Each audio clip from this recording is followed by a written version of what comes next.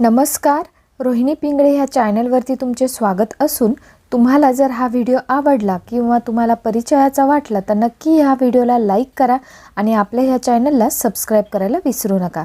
तर मग चला सुरुवात करूया। डोंगर दादा हा पाठ, ही कथा तुम्हाला नक्कीच आठवली असेल, तर मग चला ऐकूयात।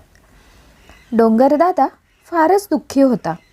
एकटेपणामुळे कष्टी होता। तो सारखा विचार करायचा, काय करावे?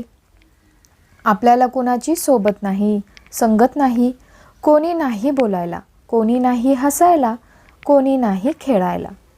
एकदा एक नवलाची गोष्ट घडली।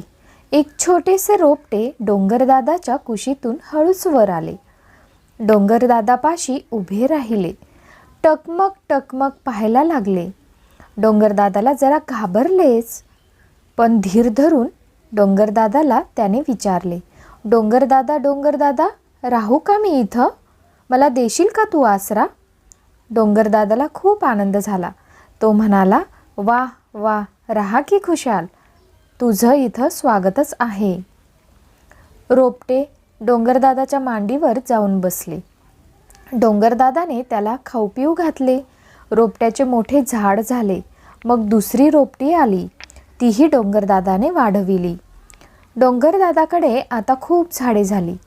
काही दिवसांनी धिटुकल्या वेली आल्या, झाडांच्या भोवताली जमल्या, हातात हात धरून फेर धरू लागल्या।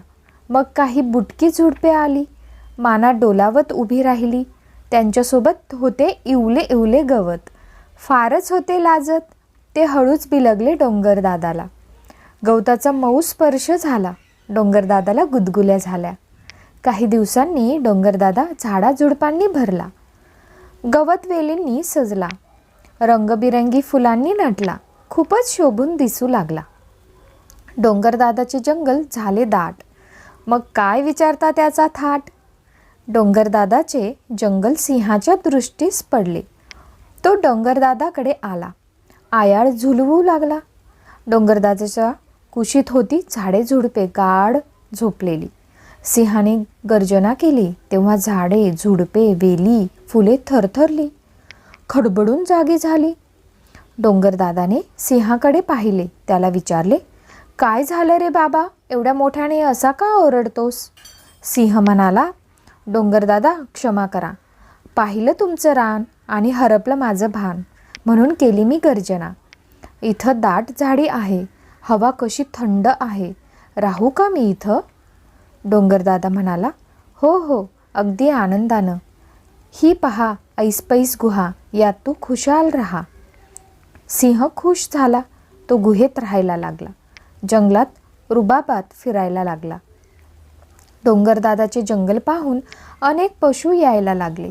डुलत डुलत आली वाघोबाची स्वारी, सोंड हलवत आला हत्ती, मान वळवत जिराफ आला, शेपूट उभारत कोल्हा आला, डोळे मिचकावत अस्वल आले, पळत पळत लांडगे आले, सुंदर सुंदर हरणे आली, तुरु तुरु धावायला लागली, गोजिरवाणी ससे आले, टुनटुन उड्या मारायला लागले, वाकुल्या दाखवत माकडे आली, फांद्यावर झोके घेऊ लागली। डोंगरदादांनी सगळ्यांना आसरा दिला। सगळ्या प्राण्यांचा गलबला सुरू झाला। डोंगरदादाला आनंद झाला। डोंगरदादाने सगळ्या प्राण्यांना बजावले, भांडण तंटा करू नका, दंगामस्ती करू नका, हिरव्यागार जंगलात सगळे राहा आनंदात। हळूहळू जंगलातील झाडे फळाफुलांनी बहरली, त्यांचा घमघमाट सगळीकडे पसरला, दूर दूरच्या पक्ष्यांपर्यंत पोहोचला। सारे पक्षी वेगाने आले, घिरट्या घालायला लागले, घरटी बांधून आनंदाने राहू लागले।